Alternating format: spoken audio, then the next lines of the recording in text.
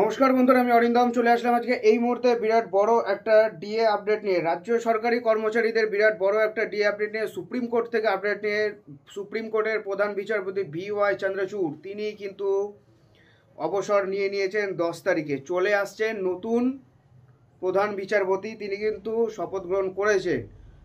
এবার কিন্তু আশা দেখছেন পশ্চিমবঙ্গের রাজ্য সরকারি কর্মচারীরা।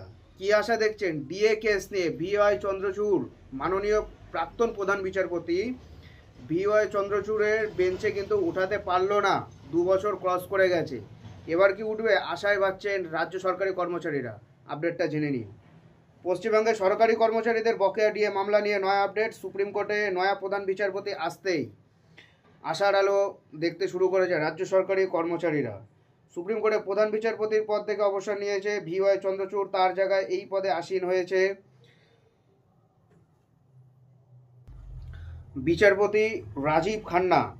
পশ্চিমবঙ্গের রাজ্য সরকারি কর্মচারীদের বকেয়া মর্গ ভাতা মামলা নিয়ে এই মুহূর্তে মামলা চলছে দেশের সর্বোচ্চ আদালত সুপ্রিম কোর্টে। মামলাটি শুনানি বারবার পিছিয়ে গেছে। সুপ্রিম কোর্টের প্রধান বিচারপতি এসেছেন। নয়া প্রধান বিচারপতি আসতে আশার আলো দেখতে পাচ্ছেন রাজ্য সরকারি কর্মচারীরা। সুপ্রিম কোর্টের প্রধান বিচারপতি পদ থেকে অবসর নিয়েছেন বিচারপতি VY চন্দ্রচূড়, তার জায়গাতে এই পদে আসীন হয়েছে বিচারপতি রাজীব খান্না। এই আবহে ডিএ মামলাকারী সংগঠন confederation of state general government এমপ্লয়িজের সাধারণ সম্পাদক মলয় মুখোপাধ্যায় একটি সোশ্যাল মিডিয়ায় পোস্ট করেছেন। সেই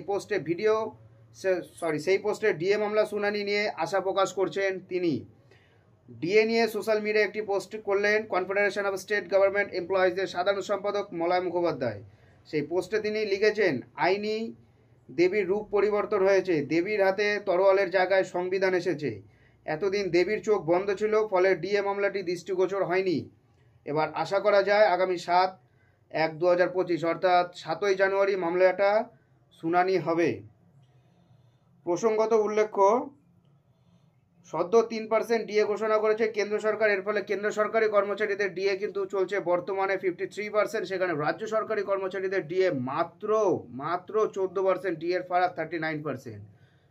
কেন্দ্রীয় সরকার আবার ডিএ বাড়ানোর জন্য প্রস্তুতি নিচ্ছে, সেটা জানুয়ারি মাস থেকে আবার কার্যকর হবে।